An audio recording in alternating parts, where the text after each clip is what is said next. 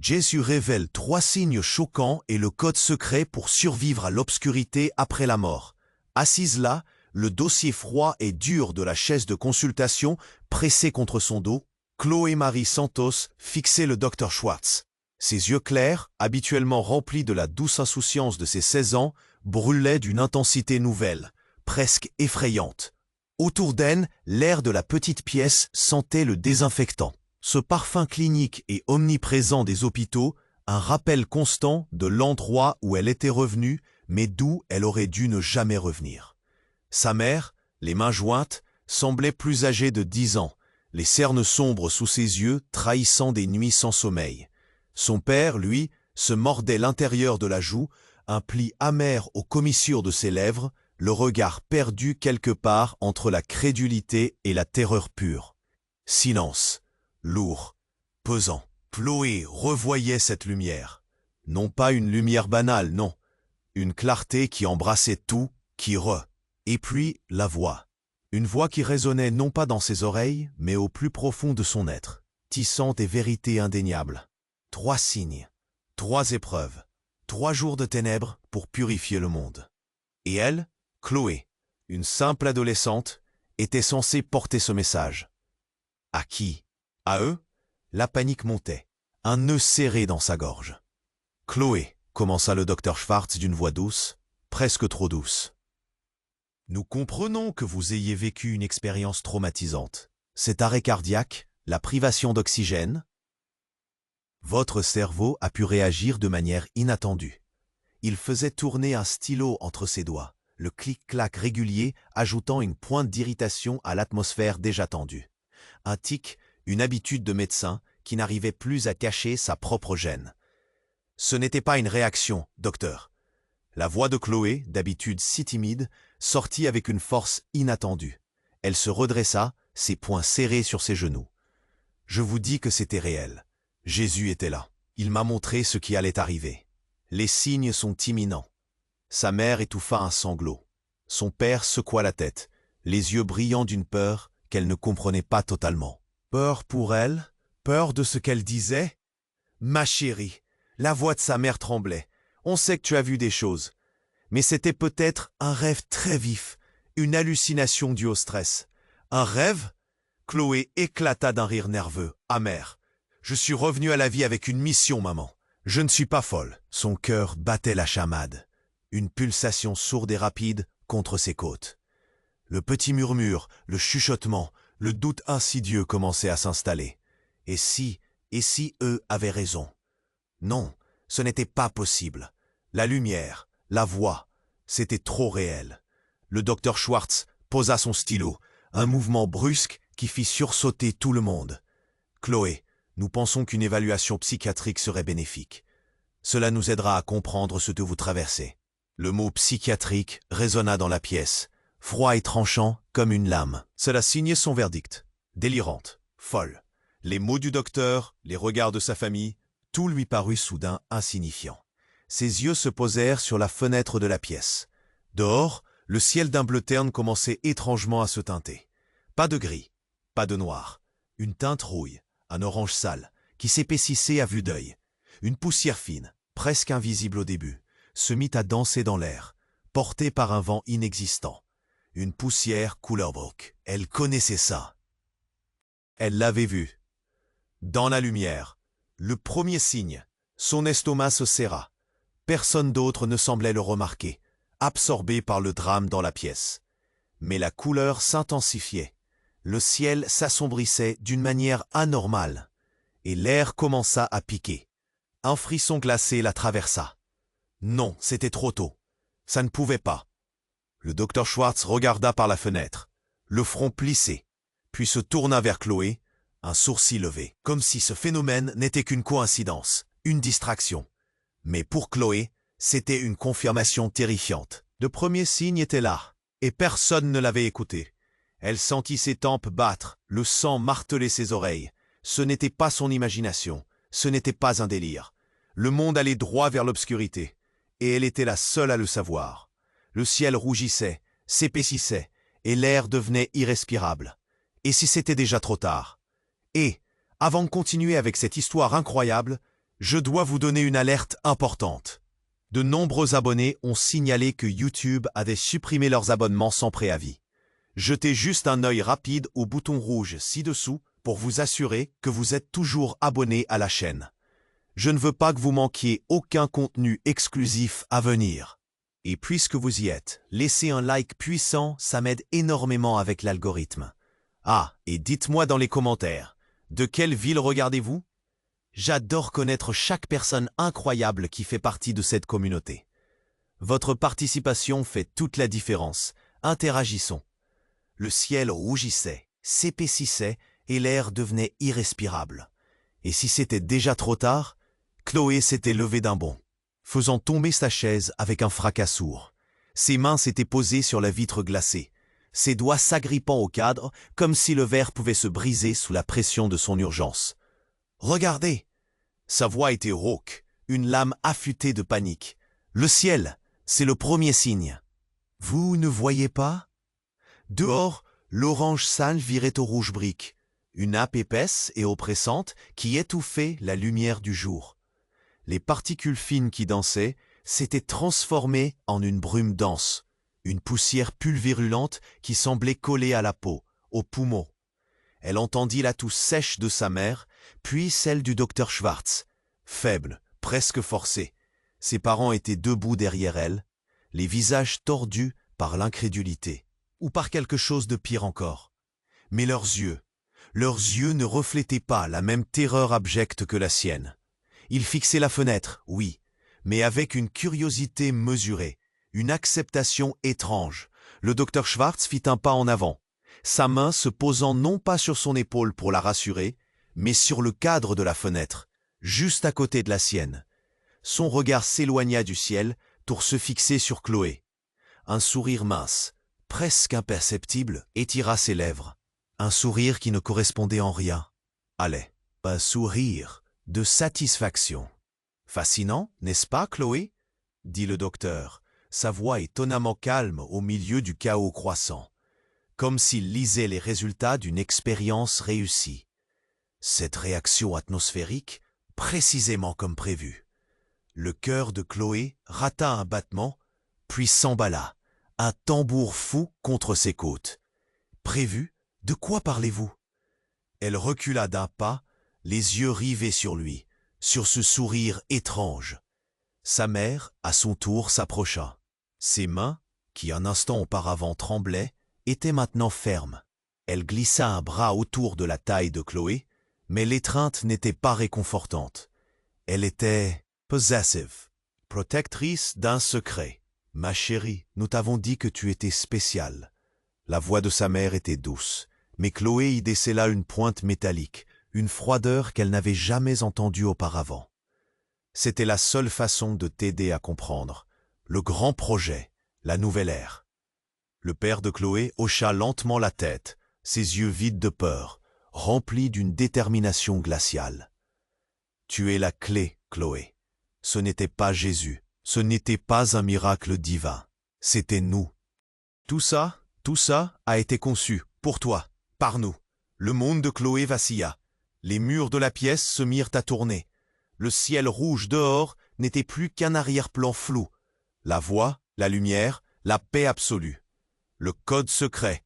Tout avait été une mise en scène, une manipulation orchestrée par les personnes les plus proches d'elle. Le visage de sa mère, qui la fixait avec un mélange de pitié et d'étrange fierté, se déforma. Le sourire du docteur Schwartz s'élargit, révélant une jubilation glaçante. Elle sentit ses genoux lâcher, l'air épais s'engouffrer dans ses poumons, non pas par suffocation, mais par l'horreur pure.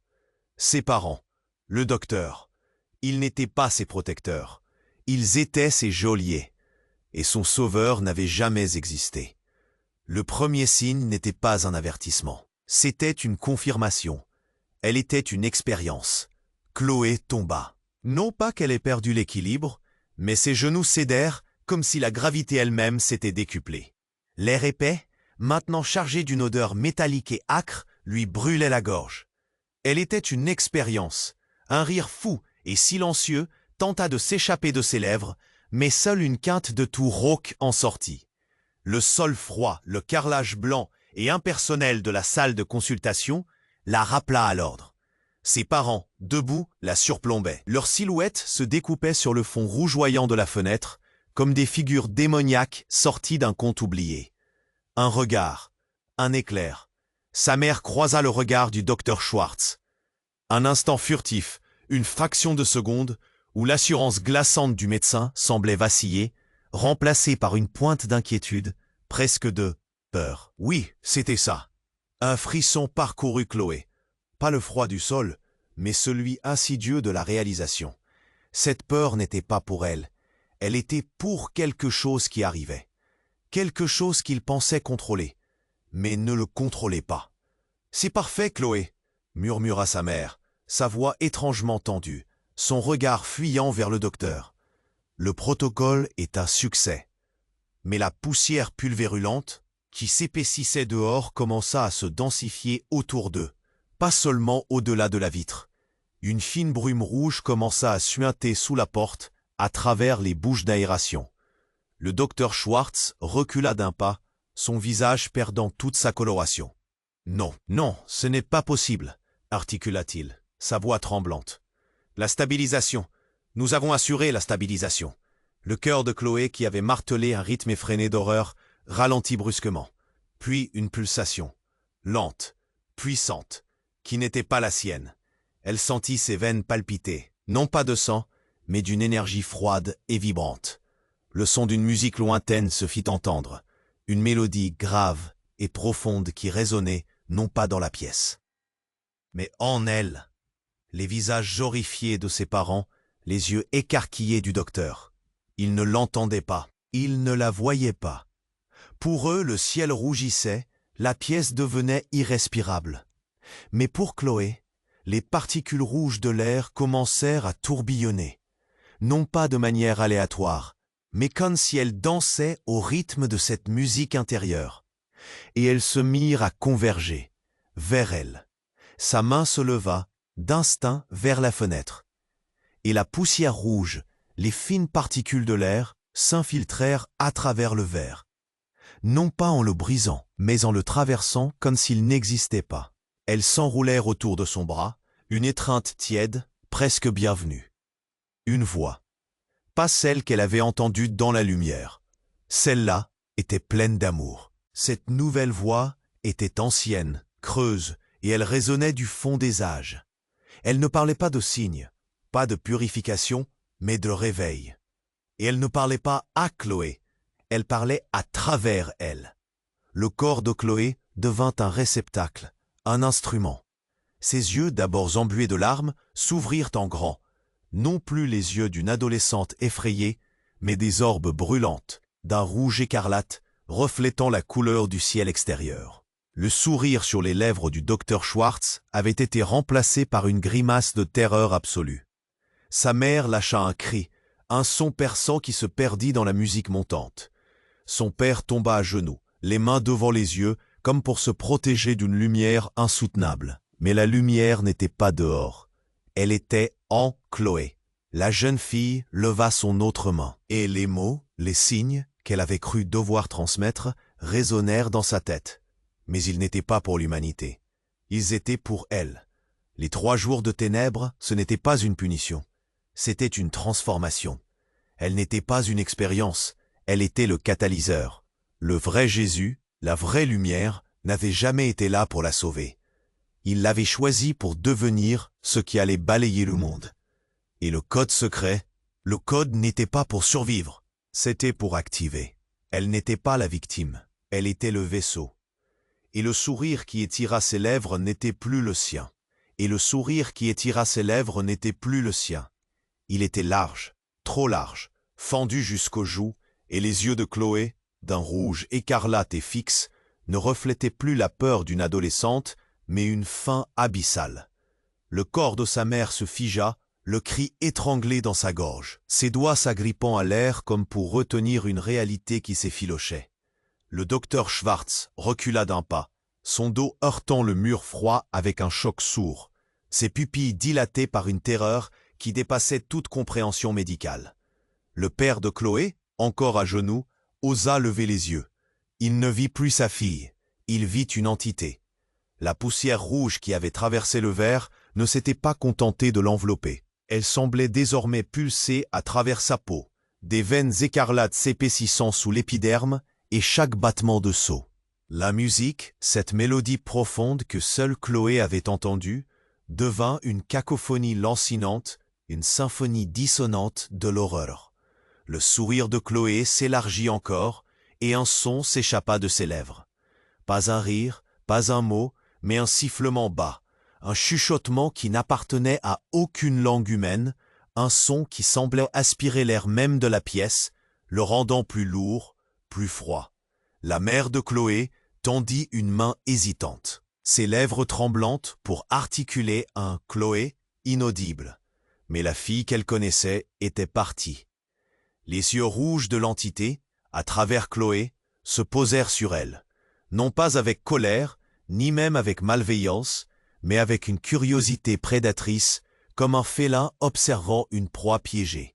Et c'est là que le détail étrange apparut, une microseconde de pure aberration qui déchira le voile de leur certitude. Au moment où le regard de Chloé se posait sur sa mère, une ombre, une forme éphémère, vacilla derrière ses yeux, où un frisson glissa sur la nuque du docteur Schwartz.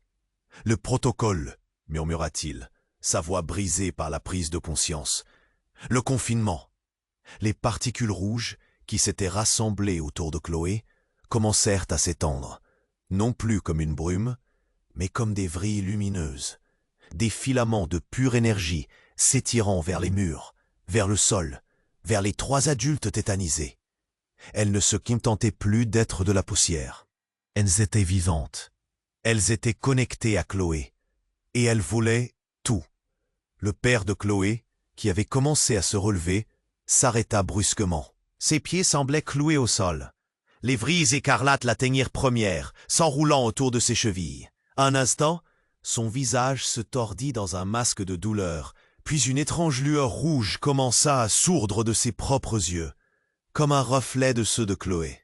Sa mère, horrifiée, voulut se précipiter, mais Chloé leva une main. Non pas la main de Chloé, mais une main qui semblait s'allonger, se déformer, les doigts s'affinant en griffes lumineuses. Le mouvement était trop rapide, inhumain. « Non !» Le cri du docteur Schwartz résonna, cette fois empli d'une horreur primale. Il comprit. Ils avaient joué avec des forces qu'ils ne maîtrisaient pas. Le grand projet n'était pas le leur. Ils n'avaient pas créé un catalyseur. Ils avaient ouvert une porte, et ce qui en était sorti n'était pas un outil, mais un prédateur. Chloé n'était pas le vaisseau d'une nouvelle ère. Elle était l'encre d'un abîme. Les vrilles rouges atteignirent la mer, s'agrippant à ses bras, ses jambes, puis son visage. Un souffle, un vide. Ses yeux s'éteignirent. Et le sourire de Chloé, le sourire de l'entité, s'élargit encore. Il y avait une jubilation silencieuse, écrasante, dans cette pièce où l'air devenait de plus en plus lourd, de plus en plus saturé de poussière écarlate. Le docteur Schwartz, sa respiration sifflante, vit ses deux partenaires, leur corps figé, leurs yeux rouges maintenant vides. Il sentit les vrilles s'approcher de lui, le froid, la faim, son propre protocole, la nouvelle ère. C'était leur fin. Et son propre regard croisa celui de l'entité à travers les yeux de Chloé, un regard sans pitié, sans compréhension, qui n'annonçait rien d'autre que l'anéantissement. La dernière chose qu'il vit fut le sourire de Chloé, plus large que jamais, et la lumière rouge grandissant, tout enveloppant. La dernière chose qu'il vit fut le sourire de Chloé, plus large que jamais, et la lumière rouge grandissant, tout enveloppant. Et puis, le vide. Pas un son, pas un murmure.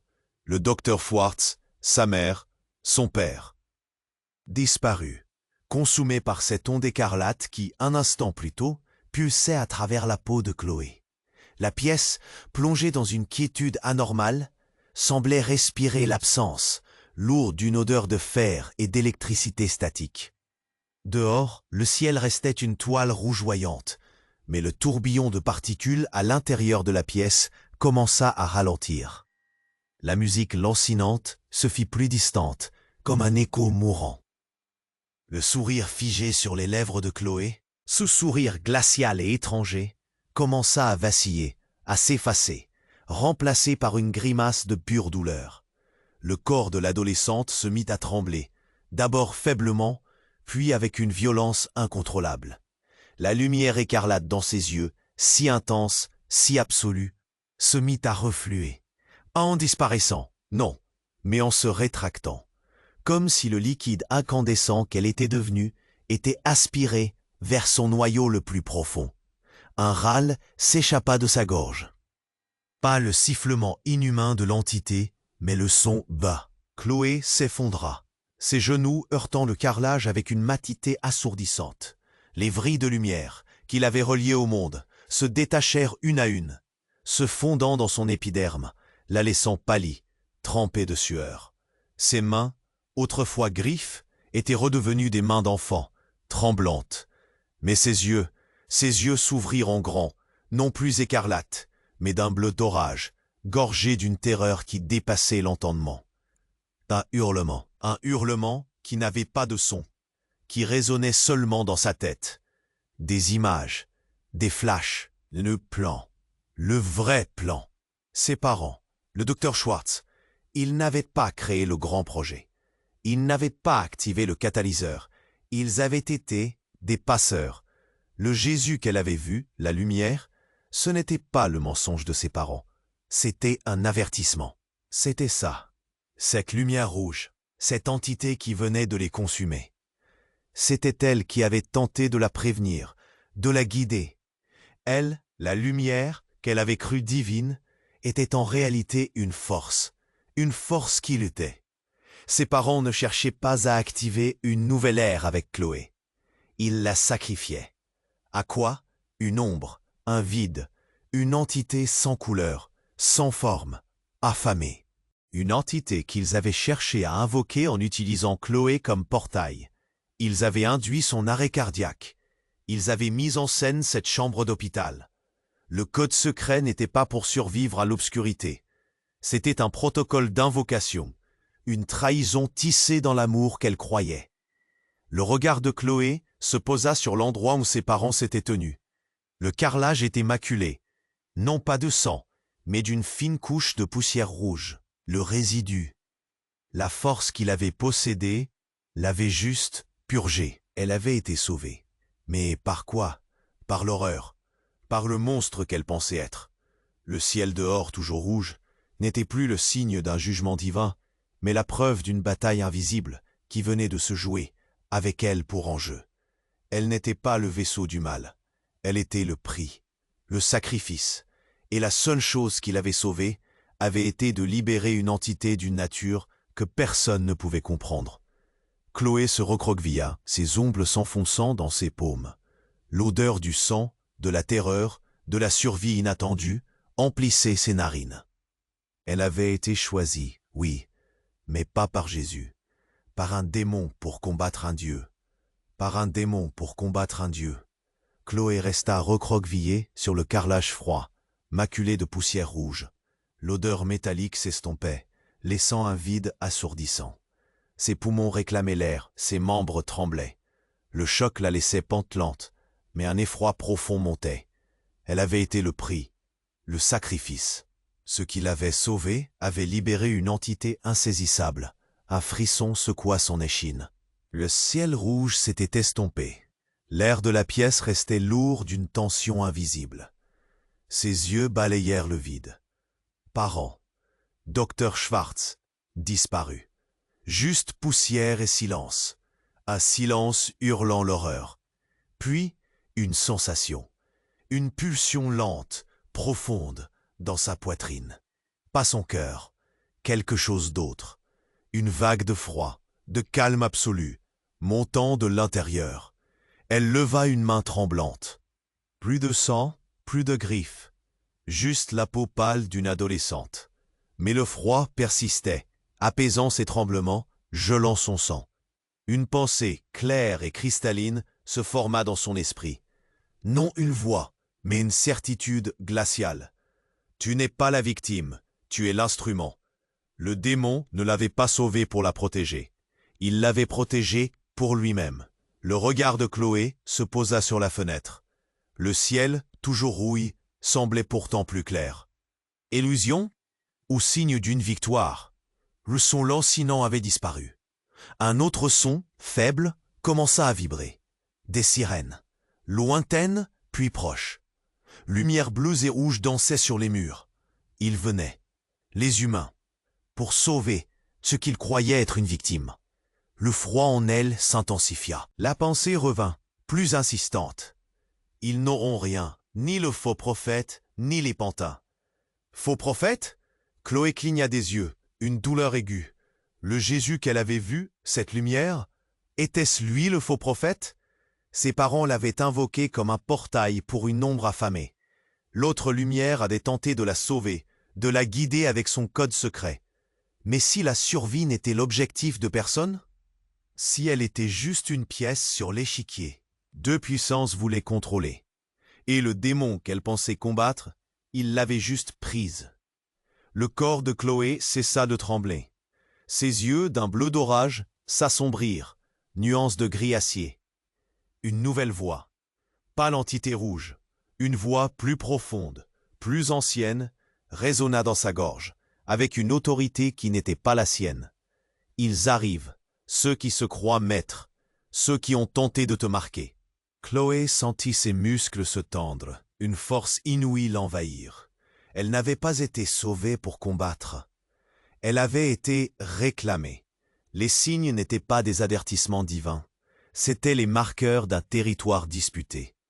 La lumière qu'elle avait crue, le Jésus, n'était qu'un rival. Ce qui l'habitait n'était pas un démon combattant un dieu. C'était la véritable divinité, affamée, qui venait de gagner. Son nouveau trône était Chloé. Un sourire, né d'elle-même mais tordu par l'horreur absolue, se dessina sur ses lèvres. Elle n'était pas le prix. Elle était la prison. Son geôlier, le véritable vainqueur, venait d'éliminer toute concurrence. Le sourire tordu persistait sur les lèvres de Chloé, mais la lumière écarlate de ses yeux commençait à faiblir, non pas s'éteindre, mais se teinter d'une nuance plus sombre, un Bourgogne profond. La salle, débarrassée des corps et des âmes de ses parents et du docteur, était étrangement silencieuse, hormis le bourdonnement lointain des sirènes qui se rapprochaient, des éclairs bleus et rouges dansant déjà sur les persiennes fermées de la fenêtre. La présence en elle, cette force ancienne qui avait revendiqué son trône, semblait se prélasser dans sa victoire, sa voix qui n'était plus qu'une résonance profonde dans la tête de Chloé, se moquant des vaines tentatives humaines d'intervenir. Ils arrivent, ils ne trouveront que le silence des morts et l'air raréfié de leur arrogance. Le sourire de Chloé, celui de l'entité, s'élargit encore, un rire silencieusement d'une cruauté indicible. Mais alors, un frisson la traversa, une vibration. Pas celle de la peur, pas celle de la colère, quelque chose de plus ancien. Le sourire vacilla, une douleur fulgurante la traversa, non pas la sienne, mais celle de l'entité elle-même. Un hurlement silencieux, une panique inattendue, résonna dans le réceptacle de son esprit. Non, qu'est-ce que... La victoire semblait déjà s'effriter. La lumière écarlate des yeux de Chloé, qui avait commencé à se stabiliser, se mit à palpiter comme un cœur affolé. Les vrilles de poussière rouge, si puissantes un instant auparavant, se mirent à se recroqueviller, non pas dans Chloé, mais autour d'elle, comme des serviteurs terrifiés par un maître plus grand encore. Dehors, le bruit des sirènes s'intensifia, bientôt accompagné de voix, de pas lourds qui résonnaient dans les couloirs de l'hôpital. La porte de la pièce trembla, puis la poignée s'abaissa.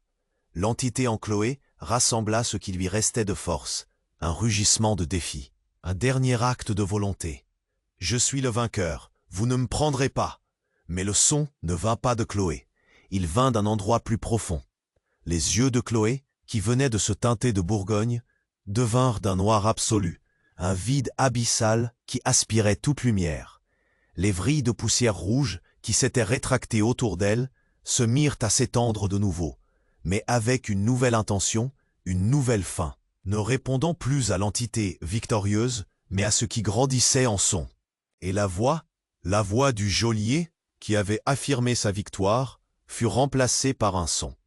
Pas une voix, un battement, lent, pesant, résonnant des profondeurs d'un vide sans fond.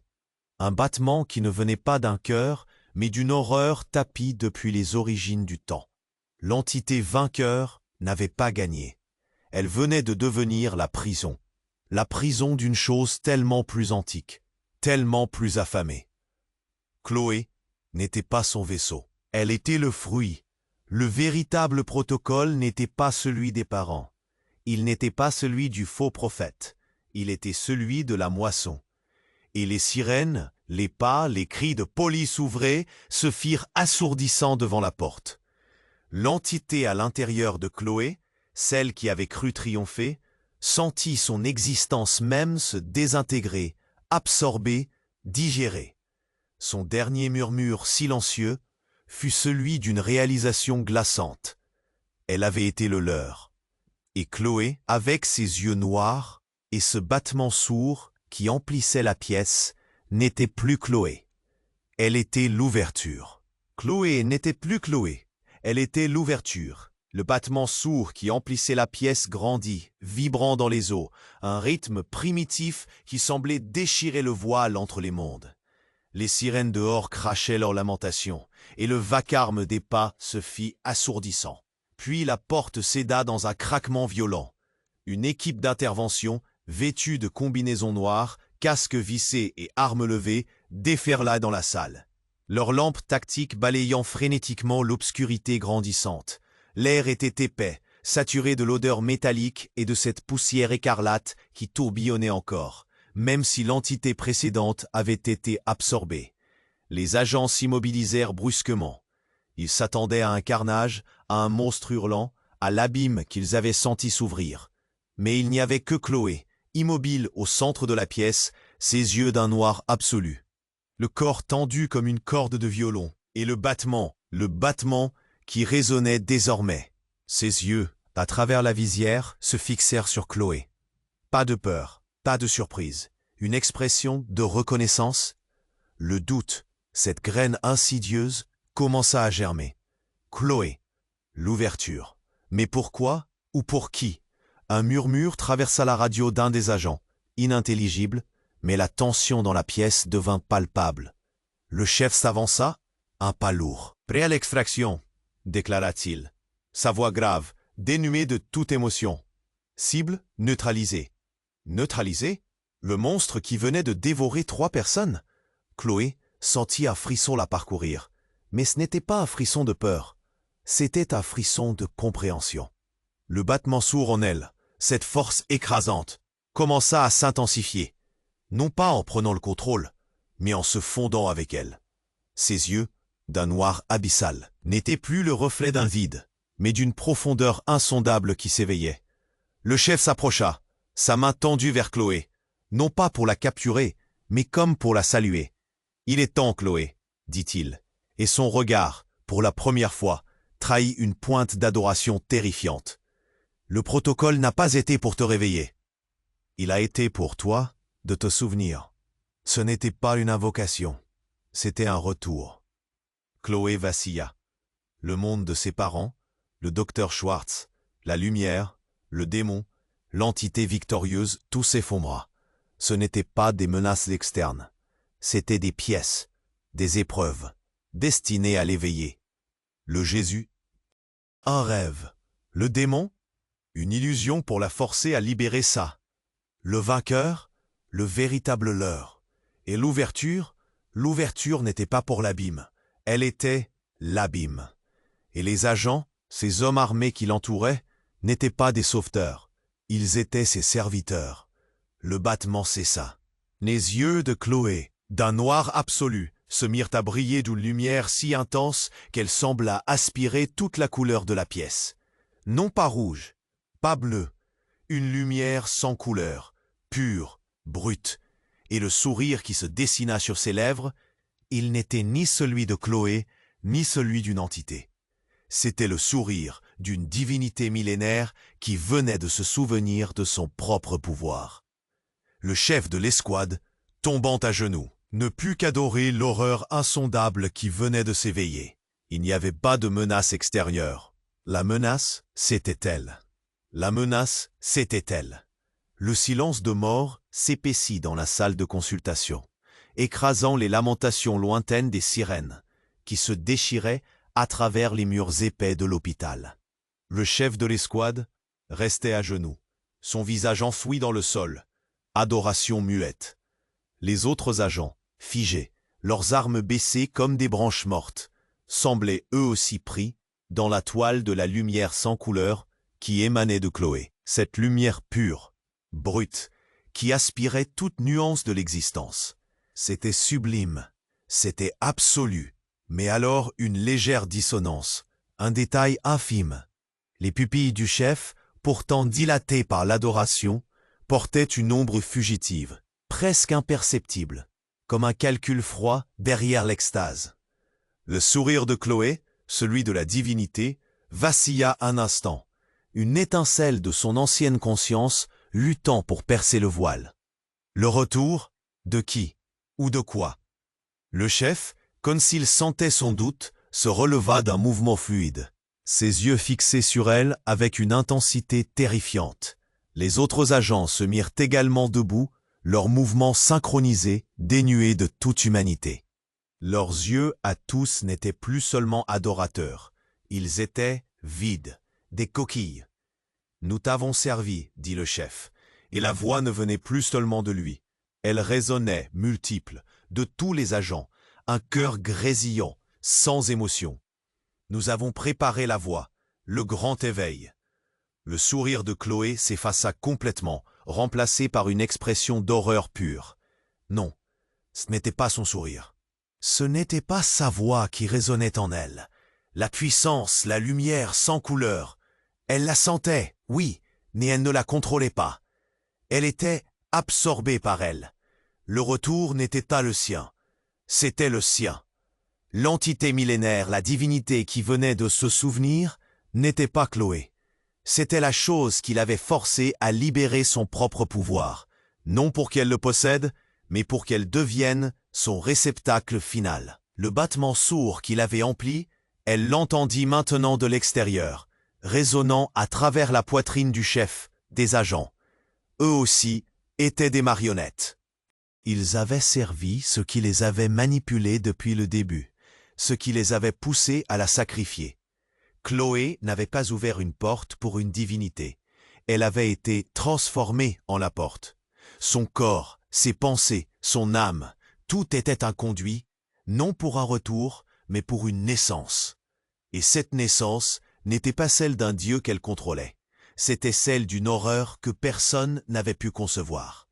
Ses yeux, qui avaient brillé d'une lumière absolue, se mirent à refléter la terreur de son propre piège. Elle n'était pas la menace, elle était l'outil. Et le monstre, qui venait de naître à travers elle, allait se nourrir de tout, y compris d'elle. L'horreur de son propre piège submergea Chloé. Ses yeux, miroirs de la lumière absolue, devinrent les fenêtres d'un supplice intérieur, reflétant la terreur de ce qui l'absorbait. Non, elle n'était pas la menace, elle n'était que l'outil. Et le monstre, enfin né à travers elle, commença à se nourrir, sans pitié, de tout ce qui faisait d'elle Chloé. Son dernier souffle, un gémissement silencieux, se perdit dans le vide qui grandissait en elle. Le sourire de divinité ancienne s'étira de nouveau sur ses lèvres, mais cette fois, il était absolu, figé, dénué de toute trace de sa lutte. C'était le sourire de la victoire, non pas la sienne, mais celle d'une présence qui régnait désormais sans partage. Les agents, qui s'étaient figés dans une adoration terrifiée, sentirent la même puissance les transpercer. Leur corps, leurs esprits, tout se vida de son essence humaine. Ils ne tombèrent pas. Ils restèrent debout, silhouettes inertes, leurs yeux se noircissant progressivement jusqu'à ne plus être que des abîmes sans fond. Des marionnettes sans fil, animées par une volonté qui n'était plus la leur. Le chef de l'escouade, autrefois si imposant, n'était qu'une coquille, son regard vide, fixé sur l'adolescente qui était devenu le berceau d'une apocalypse. Le silence, lourd, absolu, s'installa. Les sirènes, à l'extérieur, s'estompèrent, comme si le monde lui-même retenait son souffle, pressentant l'indicible. Puis Chloé, ou ce qui restait d'elle, leva lentement une main. Pas une main de chair et de sang, une main d'ombre et de lumière sans couleur. L'air de la pièce, déjà saturé de cette énergie primaire, se condensa. Le battement sourd, celui qui avait empli la pièce, ne venait plus de son corps, mais semblait résonner du sol, des murs, de l'univers entier. Il n'y eut pas de mots, pas de proclamation, juste une pression écrasante, une présence si vaste qu'elle dépassait l'entendement. La pièce se mit à trembler, non pas de violence, mais d'une transformation irréversible. Les murs du cabinet de consultation se fissurèrent, les fissures s'illuminant d'une luminescence blafarde. Elles ne se contentaient pas de se briser, elles s'ouvraient sur une profondeur insondable. L'hôpital tout entier commença à gémir, ses fondations se tordant. Dehors, le ciel rouge, le signe des épreuves, s'éteignit brusquement, remplacé par une obscurité si profonde qu'elle dévorait même la lumière des étoiles. Le monde n'était pas préparé. Il n'y avait pas de Jésus, pas de démons, pas de faux prophètes. Il n'y avait qu'elle, la force primordiale, sans nom, sans but autre que la consomption. Le protocole avait été mené à terme, la moisson était lancée, Chloé était le portail ouvert, et à travers ce portail, le vide insondable commençait à se déverser sur une humanité ignorante, sans défense. Ce n'était pas la fin d'une histoire, c'était le début de la véritable obscurité. Le chapitre de la résolution s'achevait, mais l'histoire de la Terre venait d'entrer dans son plus grand cauchemar. Écoutez-moi attentivement, vrais guerriers de cette communauté. Vous venez d'assister à l'impensable, à la chute finale, au dénouement qui va hanter vos nuits. Mais l'histoire ne s'arrête jamais vraiment ici, sur cette chaîne. Pour ne jamais rater les sagas les plus terrifiantes, les révélations qui brisent le réel et les futurs cauchemars que nous allons déterrer ensemble, vous devez vous abonner maintenant. Ne laissez aucune excuse vous empêcher de rejoindre l'élite de nos abonnés. Écrasez ce bouton j'aime comme si votre vie en dépendait. Montrez la force colossale de notre communauté. Faites trembler l'algorithme. Ensuite, inondez, et je dis bien inondez, la section des commentaires avec vos réactions les plus viscérales sur cette fin qui déchire l'âme. Laissez exploser votre terreur, votre surprise, votre angoisse. Et enfin, si vous avez le courage, si vous êtes de vrais soldats de l'ombre, n'attendez pas une seconde de plus. Partagez cette vidéo, ce cauchemar éveillé, avec au moins 5 amis qui doivent absolument voir ce dénouement avant qu'il ne soit trop tard. C'est notre moment. C'est notre fin. Interagissons maintenant.